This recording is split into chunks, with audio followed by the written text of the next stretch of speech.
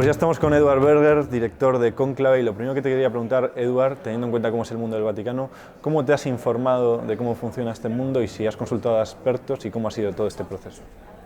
Well, first of all, the movie is based on a book that is very well researched. Robert Harris is probably one of the world's most renowned sort of investigative novelists there is. So we had a lot of research there. But then we continued on while writing the script and shooting. We had political advisors, we had religious advisors, we had theologians who helped us with the process of understanding how the conclave works. But obviously the doors are closed during the election, and no cardinal will ever tell you how it works.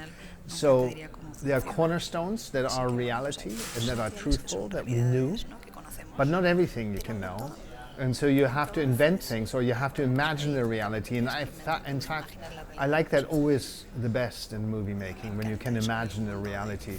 Because movies are never real. Even if you say, okay, the movie takes place here, in this room, with all real people, but it's always a manufactured reality. It takes the audience into a reality and gives them a drama. And that's what we try to do.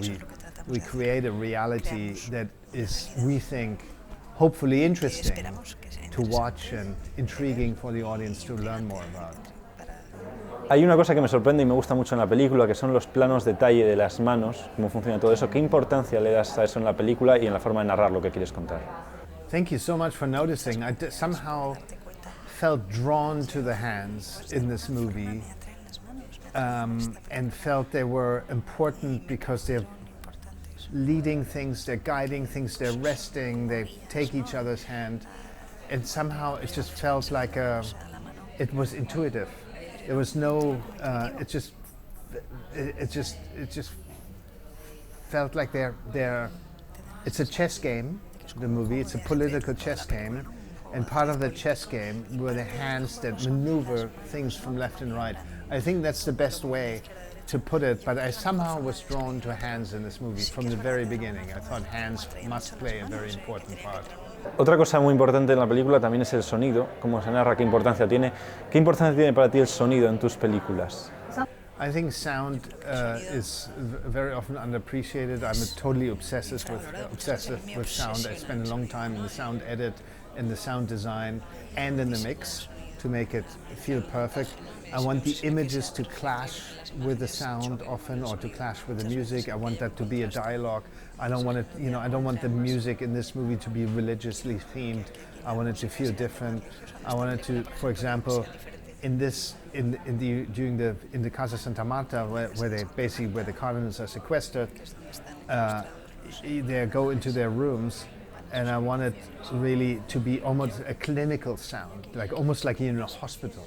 Like you close the door and all air gets sucked out, and it's needed to feel claustrophobic and silent, and all you hear is breath, and so I think just to create a contrast, to the images, and to create a world on its own, and also to get closer to the characters. What I very much love is hearing breath of characters. So, for example, we did a whole take of Rafe just breathing the movie, watching it and breathing, reacting with his breath, because when he's silent, his breath still keeps him present and invites us into his orbit.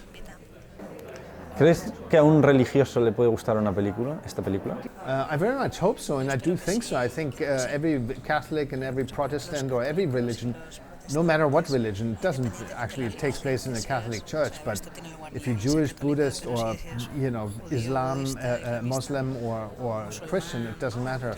You should go watch the movie, because in the essence, the religion is a candy wrapping, it's a gift wrapping outside. What it's really about is about a power struggle for a very powerful job, and how people position themselves, how they succumb to ambition, and how they start to doubt if they're the right person in the place is actually what the movie is about. And so it doesn't matter whether it takes place in the Catholic Church or in a media enterprise or on a film set.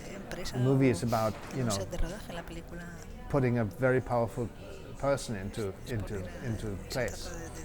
¿Y cómo es trabajar con un actor como Ralph Fiennes, que todo el mundo habla de él? ¿Cómo es para ti trabajar con este actor? Ralph Fiennes and I had a wonderful collaboration. Anyway, I'm a big collaborator. I very much believe in you get the best out of people by listening to what they think or what they want to do, and then finding the common language in that. And so inviting people into the movie rather than telling them what to do.